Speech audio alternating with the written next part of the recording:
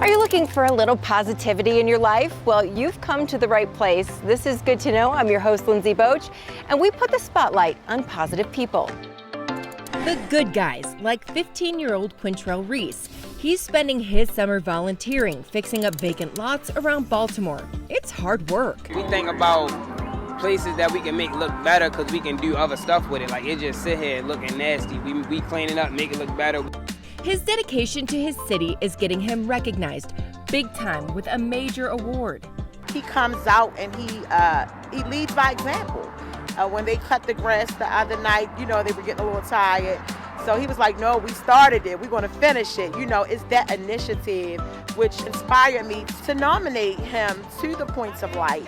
The National Award honors people who are giving back to their communities and inspiring others to do good as well. They can go back and do the same thing I did, help, keep it going. They see me cutting the grass, they might want to go find another lot that we didn't see, go do the same thing to it. Leading the next generation. Way to go, Quintrell. You, my friend, are certainly a guy who's good to know. People came together. People are rallying. They're longing for a connection. You can sense it. You can feel it in your heart. It means so much to them. I feel as though you're never too young, never too old, never too well, never too sick. You can't do something for someone.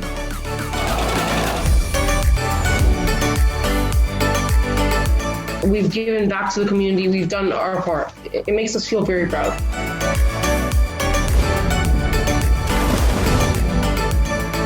When I get messages like that, I just keep going. It makes me tear up, actually, because it's amazing. It touches my heart.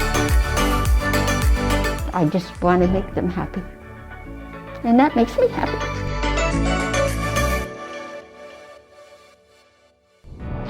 Today, our storytellers have found people all across the country who are simply just good to know.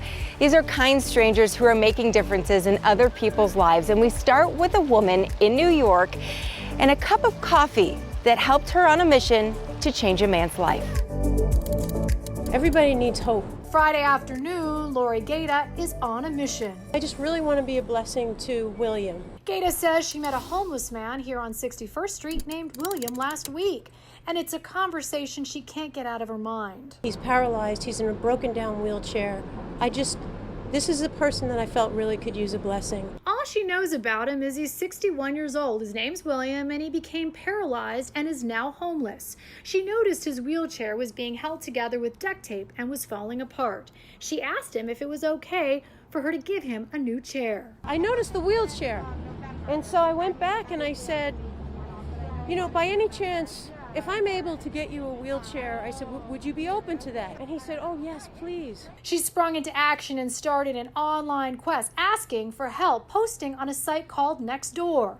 Generous New Yorkers immediately came forward, offering used wheelchairs. Then a total stranger named Elizabeth Menigan offered to buy William a new chair, spending over $200. Now Gaeta needs to find him and give it to him. You know how they say it takes a village to raise a child or something? This really took an entire neighborhood that came together to bless one man. He has no idea that he has a brand new chair coming to him. Friday afternoon, she spent over an hour looking for him and couldn't find him. Then a customer at this cafe said she saw William on Madison Avenue. So she went there and gave William the chair. Guess what, my dear? What is this? What does this look like? A new, not just new, sweetheart, brand new. What's up, guys? Brand new. Praise the Lord, right? God is good. William says he is grateful for the generosity of so many strangers. Well, I don't know from the place, but I love it to be part of a wreath of respect. Our next positive person is going to give you those warm and fuzzy feelings, and she just so happens to be known as the Teddy Bear Lady. Tucked away in the corner of this Bellevue home, 90-year-old Bonnie Gamper is busy doing what she loves. I feel as though you're never too young, never too old, never too well, never too sick. You can't do something for someone. Gamper lost coordination in both of her legs due to multiple medical conditions. So now she turns to her hands for daily tasks, including sewing. And the things she makes are for those much younger than her. It's just when I hear about these these children, and I've gone through some of that. And I just want to make them happy. And that makes me happy. Gamper is busy making these stuffed animals, around 40 a month and more than 400 a year. They go to children through a program called Project Hope Pack, where they receive things like hygiene items and Bonnie stuffed animals during a time of crisis, like being removed from home. Maybe when they're handed that little stuffed animal, I know they're frightened. And they could be crying. And maybe it'll just put a smile on their face. Being able to open the pack and find something that is just for them, that is theirs, that can provide them some sort of comfort is really important. Kim Thomas is with CASA, the organization now helping with that program. She says going through the foster care system is tough on children. But kind gestures like this can help. This is a shining example of how everybody can make a difference in a child's life, and that's really our mission, is to make that difference. Gamper says she doesn't consider the sewing work and is looking forward to making the new batch of animals for this month and the months that follow. I enjoy it.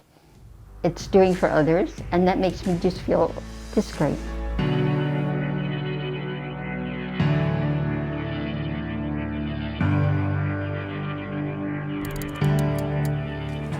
This, bring it over here. Tammy Klumman. All donated. Hasn't seen her dining room table in months. Let's not talk about that. The Chesterfield woman promises it's under there somewhere. Yes. It's okay. Furloughed at the beginning of the pandemic, the urology nurse first tried tackling home projects.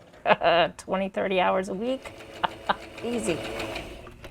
But painting and cleaning took a back seat to something more important. It's endless at this point, but that's okay. I hope it's making a difference. Here you go, mask. Demand for Tammy's handmade masks has soared. Over 800. I stopped counting. Using the skills she learned from her grandmother, Tammy has been protecting the public from the pandemic since April. I've made them for nurses, I've made them for the rescue squad, I've made them for police officers, neighbors, friends, family. The mother of two is expanding her operation. Her 3D printer is spitting out visors for face shields, all free of charge. There you go. Donations and loved ones help fulfill orders. I have friends that are cutting the elastic. I have a friend making the nosebands. I have somebody cutting the fabric. Tammy is now focusing on a segment of essential and vulnerable workers. Teachers need them now. Since offering up her masks, Brenda, April, Jennifer, the 52-year-old Eileen, Annette has been flooded with requests from Chesterfield's teachers. It's a long list. Yay! Kelly Perrott is thinking safety. Thank you, Tammy. You're welcome. I love it. The teacher at Manchester High will be wearing Tammy's creations when and if she returns to her classroom. This is awesome. Thank you.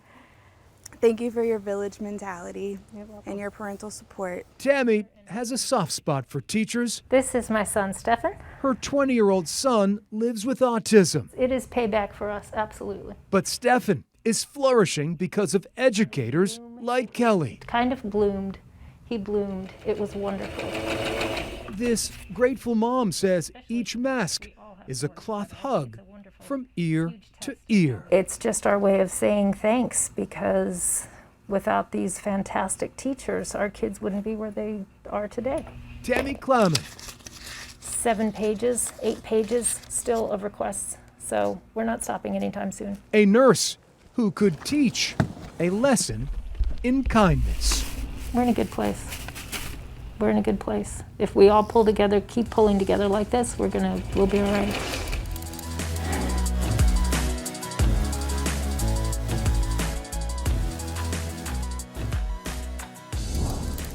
We catch bluegill and little panfish and whatnot. Some of Justin Ramirez's earliest memories involve fishing with his dad when he was just 4. We got him fishing, and he loved it. They thought it was going to be a phase, and I never grew out of it. The only thing at that point in time, he would have his sister put all the worms on the hook and take the fish off. But now he does a lot of that himself. He's now hooked. Fishing is in his blood. He's working that water 6 or 7 days a week. It's always a bonus getting a good old bite, you know what I mean? And having that tug on your line, I love it. I can't ever get it. It never gets old. Now 19, his passion has grown so much he's doing all he can to pass along his favorite pastime to young relatives, neighbors. I love seeing that excitement glow in their face. Even strangers. On this fateful day, while fishing at Lake Keystone, he got the tug, his first bite of the day. He knew the striped bass would put up a fight. They fight so dang hard. They hit like freight trains. And as the excitement filled the air, he saw a father teaching his young son how to fish, but not having the same luck. Here, take the pole. So without even thinking, Justin stepped in and changed this boy's life. That was the first one I caught, and I ran down. I had to give him that pole immediately because I didn't know if we'd get another one, so I figured this is the best opportunity to let him get on one. Go ahead, reel in, reel. Justin says the look on the boy's face as he caught his first fish while Dad proudly watched is something he'll never forget. The opportunity was there. I knew he would have been probably sitting there for the rest of the day with nothing else, and I was like, man, I got to give him this fish at least. It's a feeling Justin knows about all too well. The same thing happened to him. I've had people do that to me, and I know it meant the world to me whenever they let me reel that fish in and get onto that, and it started something way more after that. Okay, hold on. I'll get him. That video reeling in more viewers to Justin's Instagram account, where thousands and thousands of anglers follow along as Justin spreads the joy of fishing and puts smiles on faces young and old. I just love it. I got nothing else, man. I'm just so passionate about it. I just want everyone to catch him. I love putting people onto him.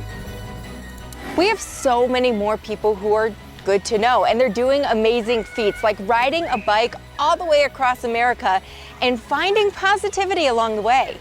People came together. People are rallying. They're longing for a connection. Stay with us. It's good to know.